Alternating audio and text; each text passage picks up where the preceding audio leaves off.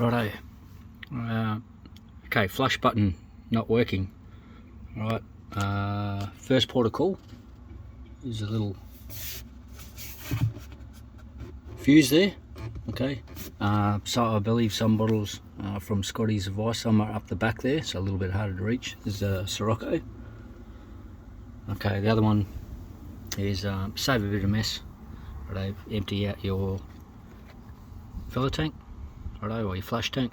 Okay, so it's pulled down, righto. You see a little rubber at the bottom there. Lower it down, righto. You can empty that out. It will make it a little bit easier. Right, pop that back in. Okay, let's go back inside. Okay, once we've done that, righto, go back inside. So we change the fuse, alright, you're still having no luck. Alright, so as you can see, I've disassembled this one, righto. Got a little power board there too, so that could burn out. One thing you don't want to do is get that little board wet for obvious reasons. Okay, so don't go too overboard, especially if you're travelling on the road. Just make sure you're sort of 3/4 full on your flush tank, right? Don't fill it up flat out, because you can get a little bit of, from the van jumping around, a little bit of reflux, right? And you don't want water getting up into there, right?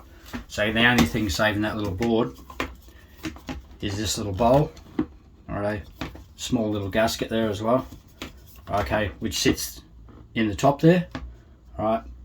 And obviously this is the power line running down to your little pump. Okay, so the problem I had is press the button, yep, nothing's happening. Alright, so the first thing I did is obviously, went and checked that fuse. Now, the fuse, original fuse, it was blown, alright. So that's a good indicator there, that if your power board is nice and dry, that your little pump, okay, is jammed, alright.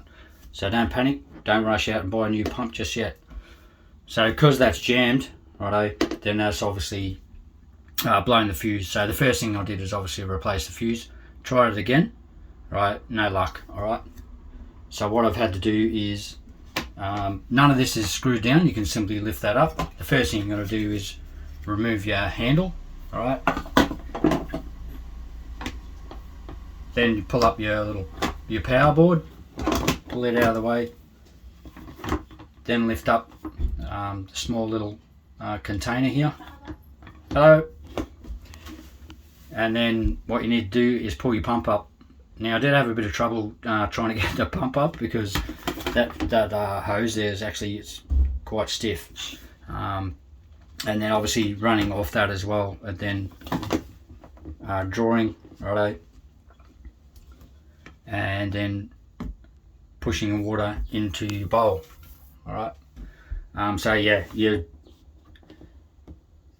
I was going to remove the hose off the flush that runs into the bowl, right, and dispenses the water.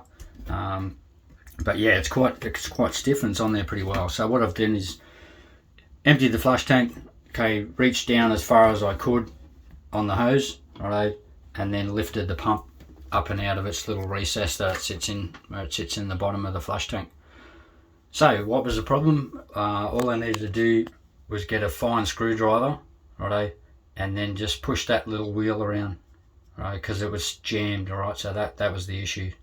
Okay, so I keep moving that around with a small screwdriver, okay, left and right until it's freed up. Okay, and then lo and behold, away she goes. Okay, so and you just get in trouble there, your flush tank's not working. Okay, obviously make sure you got power. Check that little fuse, right, before you go into the more complicated phase of getting your little pump out. But anyway, quite a simple little unit, and I guess, yeah, make sure the water that you do put in your flush tank, right, try not to use a dirty bucket, right, make sure it's nice clean water. It doesn't take much, fine little motor, right, all it takes is a little bit of grit in there. Okay, and that's enough to jam the little pump. But anyway, not too complicated. Hope that helps anyone that has drama anyway. Right, cheers, bye.